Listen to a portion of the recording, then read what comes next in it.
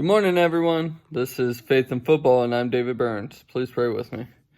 Dear Lord, we thank you so much, God, just for who you are. We thank you for football, Lord. I'm just praying for all my friends and family out there that they can just stay healthy, Lord, and try not to get lost in their boredom in these times. In Jesus' name we pray. Amen. So, I posted every day for the last 8 days. This will be the last daily post. I'm done with the division breakdowns. I'm now going to start a weekly mock draft up until we get to the draft. Now, the rules of this mock draft is there's no trades at all. I'm thinking about next week doing where every pick has to be traded, and then doing just two where I kind of put what I think will ultimately happen. So this is what I have happening. If there's no trades at all, doesn't mean it's what will happen. It means what I think would probably help the team the best, in my opinion, in most parts. So for the first overall pick, it's the Cincinnati Bengals. So the Cincinnati Bengals, they're in rebuild mode. They still have Andy Dalton, so we're not 100% sure they're going quarterback. But if they don't, they will trade that pick. So I'm thinking they do go quarterback if they stay here. And the quarterback I have them taking is Joe Burrow. Joe Burrow, in my opinion, he's a very solid prospect. He's not my favorite quarterback in the draft.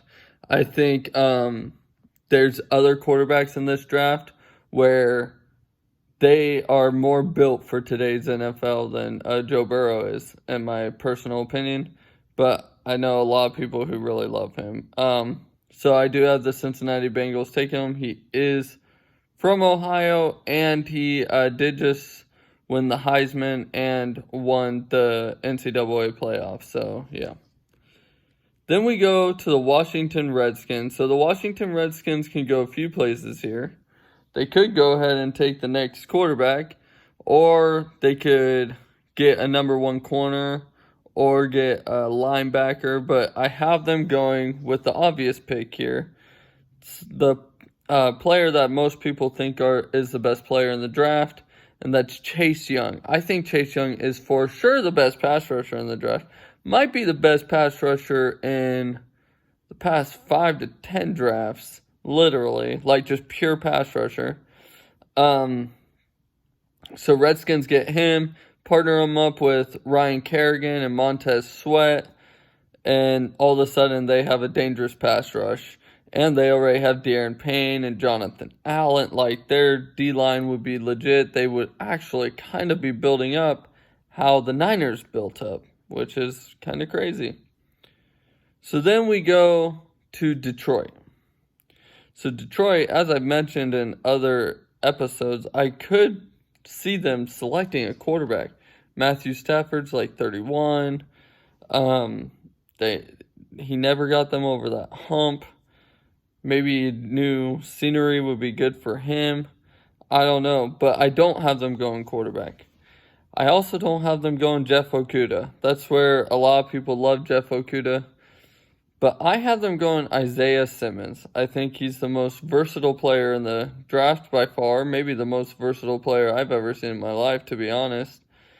In my opinion, when I hear of Chase Young, I think not like play style wise, but like I compare him coming out to Jadeveon Clowney, and I compare Isaiah Simmons, again, not play style wise at all, to more like a Khalil Mack, and not play style. Like, they're not the same players. Don't get me wrong.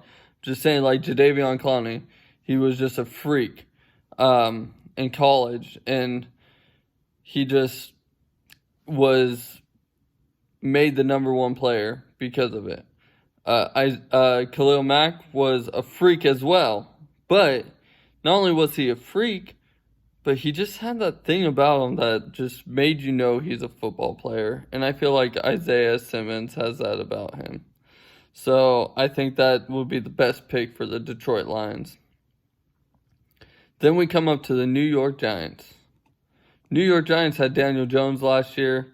he played decent, but they need to work on their O-line. Their O-line doesn't just help Daniel Jones get time to throw the ball. Their O-line helps Saquon Barkley get to run the ball. So I'm going Jedrick Wills. He's been falling down on people's lists for no reason other than Mekhi Becton and Tristan Wirfs had incredible combines. But usually in the draft, you start seeing tackles that were highly rated before the combine, and they go first still. Then we come up to Miami. Miami needs a quarterback. They could make a move for Cam or Jameis. I'm not sure. There's a few quarterbacks left. I have Miami selecting Tua Tagovailoa. I don't know how to say his name. But I'm just going to stick with Tua. He has Russell Wilson-like characteristics. He is a lefty, though. He's kind of small. He has injury issues. I don't know how I think of him as a prospect. There's parts of me that think he brings something to the table that you don't see very often. But then there's other parts that make me think maybe he's just not going to be the perfect fit in the NFL, even though I do think his play style is more today's NFL than Joe Burrow. Then we have the LA Chargers. So the Chargers, I believe they could ride with Tyrod Taylor this year, and I actually think he should start this year. With the Chargers, they are in a division where they have arguably the best quarterback in the league in their division right now, Patrick Mahomes. When Patrick Mahomes was drafted, the Kansas City Chiefs traded up while having a starting quarterback that could operate as a starter for a year to get not Deshaun Watson, but Patrick Mahomes. Chargers, I'm sure, watch that. They play him twice a year, and they're like, why can't that happen to us? I think the Chargers are here right now at pick 6, and Justin Herbert's sitting there. And Justin Herbert's really good. But I think they think, let's go for the guy who's not going to be really good, but the guy who could be great. Let's go for Jordan Love. I think the LA Chargers go for Jordan Love here. And I think it's actually not even a bad pickup for him. Carolina, I have Carolina could go a bunch of places. I have them going Jeff Okudah. He's still there. They need a number 1 corner. He's an instant upgrade to everybody they have. So Jeff Okudah, you're going to Carolina. Then we have Arizona. So Arizona just got a new receiver, right? So now Kyler Murray has to show up. He has DeAndre Hopkins. He has Christian Kirk. He has Larry Fitzgerald. Like, they have Hakeem Butler, who they picked up last year. He has to show up. But here's the thing is he's actually not in a perfect situation. He needs O-line. And the Arizona Cardinals get in Mekhi Becton. He is an athletic guy, but he is also huge. Ginormous tackle. I think he could solidify Kyler Murray's left side. Kyler Murray can roll right, go towards the right tackle side, and I don't think Becton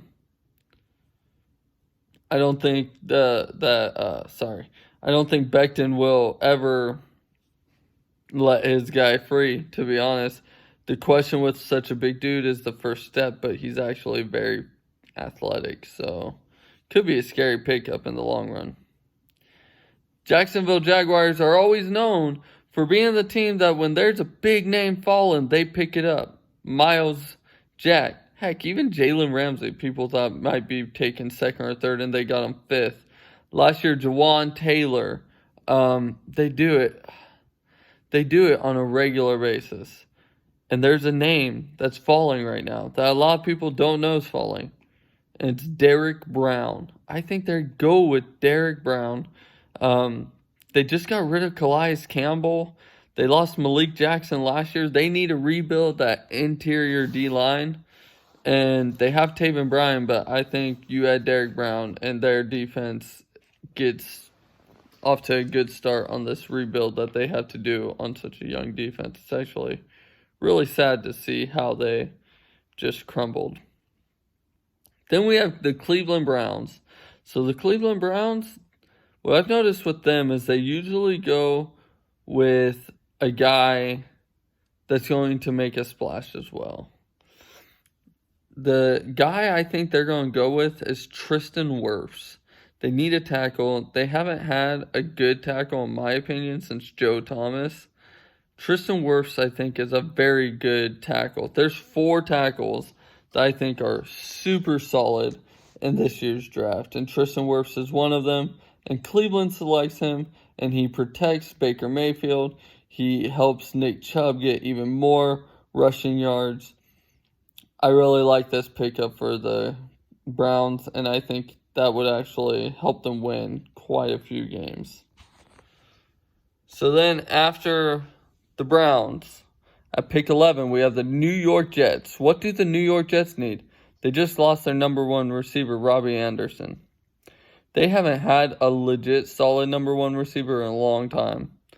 I have the Jets giving Sam Darnold a weapon, finally, that is worthy of being a number 1 receiver, in my opinion, and that's Jerry Jeudy. Jerry Jeudy can run the routes. He's fast. He's strong.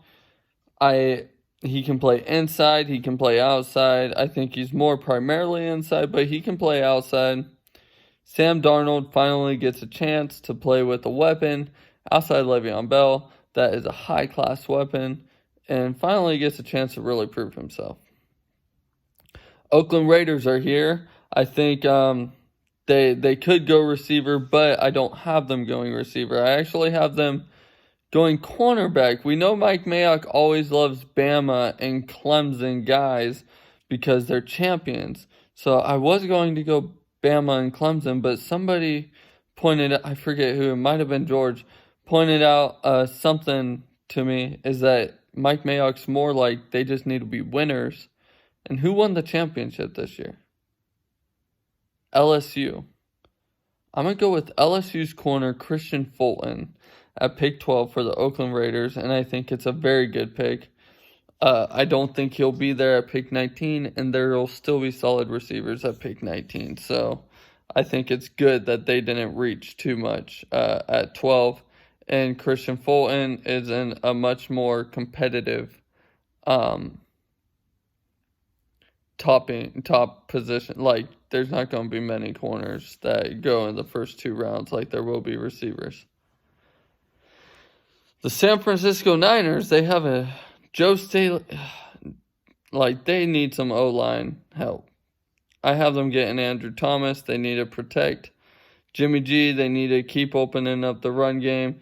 They built their defense off their D-line. I just hope they maintain their offense through their O-line. I personally think Kyle Shanahan can use just about any weapon. So, yeah.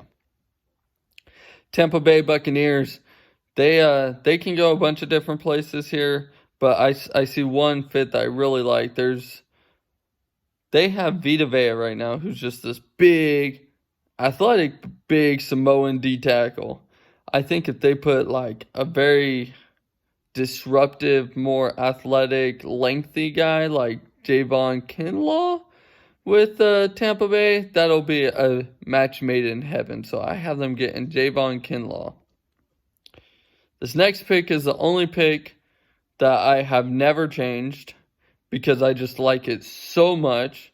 So that means it won't happen. I have the Broncos selecting CeeDee Lamb to go opposite Courtland Sutton. The reason why, some people say Henry Ruggs to have some diversity, but I think CeeDee Lamb makes a perfect partner in crime with Courtland Sutton. And you really have 2 potential number 1 receivers on the outside, and that's incredible. So I would go CeeDee Lamb. Falcons are up. They lost Desmond Trufant. Their corners need help. They need help bad. I'm going to go with the guy who I actually like this guy's footwork the best in the league personally, or in the draft personally. I'm going to go C.J. Henderson. I really like CJ Henderson. I think he's a solid corner prospect, and I think he comes in and he's Falcons' number 1 corner week 1. Dallas is up. Dallas could go a couple places. I actually think they might go receiver here, but I think where they need to go is secondary. They lost Byron Jones. They got HaHa Clinton-Dix, I believe. But I think they could use another safety still. I'm going to go with Dallas selecting Xavier McKinley. I think you make that position a position of strength. Even if you feel set at safety, HaHa probably won't be there too long. So this guy gives you a long-term answer at the safety position. Then we go Dolphins. Dolphins just got Tua. They need protection for Tua. I always believe if you're going to draft a quarterback, you need to draft an O-lineman very quickly after, along with a receiver at some point. So I have the Dolphins selecting Andrew Jackson. I think he's a very solid prospect. They could go Josh Jones here, but I have them going Andrew Jackson. Yeah, just because Josh Jones is a little bit more green and raw. Then the Oakland Raiders, they're back up. Now, they got their corner. Here's what's funny. I could actually see them double dipping in corner here, but they're not going to. They're going to select Henry Ruggs III. Henry Ruggs is very fast, and as we all know, the Raiders love very fast receivers. They need a very fast receiver as well. So this is really a match made in heaven, and I feel like at this point the Raiders are like, this draft is going perfect for us.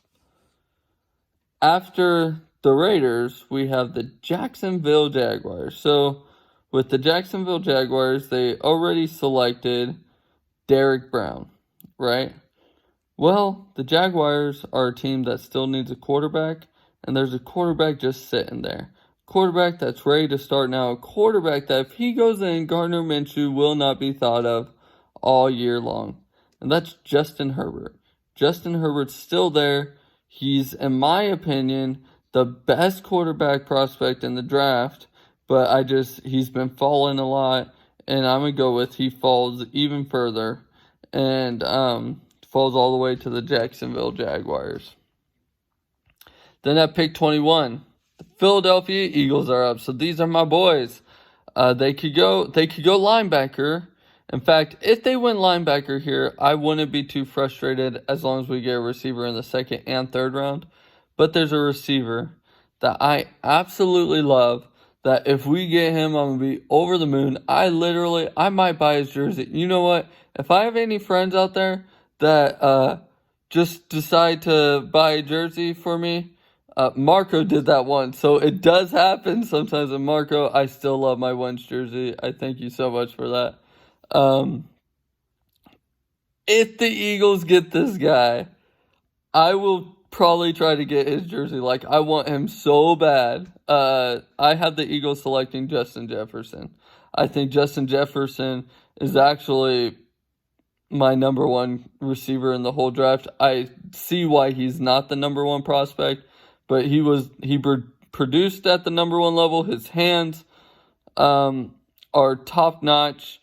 That's what he's known for. He's a great athlete. He runs good routes. I honestly don't know why he's not talked with the top 3. He produced better than all the top 3. His team won a championship.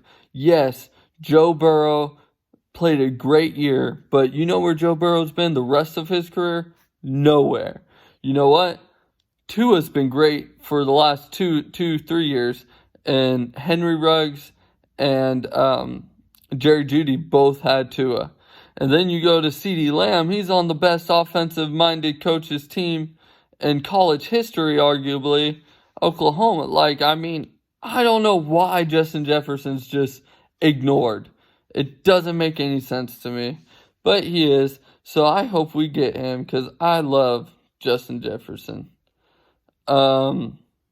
Vikings select Trayvon Diggs in this draft. They just got rid of his brother, but Trayvon Diggs kind of just fell right into their laps, and I really like the fit for them. So yeah, Trayvon Diggs. New England Patriots are up. By the way, with the Vikings, they need a corner. They lost their top 3 corners. Sorry, I got a text in the middle of the video, so I got distracted. They need a corner. Trayvon Diggs would be a good fit, and I know Brian would be over the moon for Trayvon Diggs until he sits out in 3 years because they still have Kirk Cousins. The New England Patriots are now up. Patriots need a quarterback, but I don't see one that's on the board that they want right now. I do see a receiver that they could get. I see T. Higgins, and I feel like T. Higgins would be a really good fit for the New England Patriots. He's a big guy. He's a big playmaker. He's fast. He kind of fits. I think he would help NK. That's not his name. The guy they got in last year's draft, who was my favorite receiver coming out of the draft. Anyway, I could see them getting him. Then we go to pick 24, and it's the New Orleans Saints. They just got Malcolm Jenkins back, but I think they still go safety. Yes, I think they go safety. I think they go Grant Delpit. The reason why is that guy's a dog. That guy's a difference maker on your defense, and if you can make your safeties 2 stud safeties, man, you do that. And Malcolm Jenkins is 32, so that's probably not a long-term answer. Minnesota Vikings are now up. Vikings are up again, and they could go a bunch of different ways, but I have them going linebacker, getting Kenneth Murray. I have them getting Kenneth Murray because they could go Patrick Queen, but Patrick Queen's a little bit more green. They're both freak athletes. I have them going Kenneth Murray, and he adds a defensive playmaker to their defense. Miami is up on the board, and they select DeAndre Swift. So DeAndre Swift, it gives them the running back weapon that they need. It gives them somewhere to have Tua just hand it off. He's also a weapon that can be used in the pass game. I think he's a great fit for Miami, and I think they're very happy to have him. Seattle is now up. They need a pass rusher. They need a pass rusher bad, actually. They're probably not going to get Jadeveon Clowney. And even if they do, he's more of a run stopper than a pass rusher. Yes, he can rush the passer, but he's more of a run stopper, in my opinion. I have them going Yetur Gross-Matos. I just feel like he's a good fit for the Seattle Seahawks. And, yeah. Baltimore's now up. Baltimore's been missing a piece since they let go of C.J. Mosley, who only somewhat filled a piece when they let go of when Ray Rice retired. And I think they go with the freak athlete middle linebacker, Patrick Queen. He's my favorite middle linebacker in the draft. I think they go with him. Then we have the Tennessee Titans. Tennessee Titans lost Jarrell Casey. I think they need to continue to build on their defense just to keep their defense on par. Their offense ended up showing up last year. I have them go. Plus, they have a defensive-minded coach in Mike Vrabel. I have them going Ross Blacklock. He's a D tackle. I think he can kind of fill that Jarrell Casey void. Then we have the Green Bay Packers. The Packers selecting a receiver here just because I don't see anybody that the Packers are like, I want him really bad. But this receiver would be a really good fit for them, and that's Denzel Mims. He's a really fast, tall guy. He's 6'3", ran a 4.38 40. He wins jump balls. He's a solid prospect. George has him over Justin Jefferson on his list. So Green Bay gets a solid receiver for pick 30. Then the San Francisco 49ers select Jonathan Taylor, a running back. So they get a running back. because they just got an offensive tackle.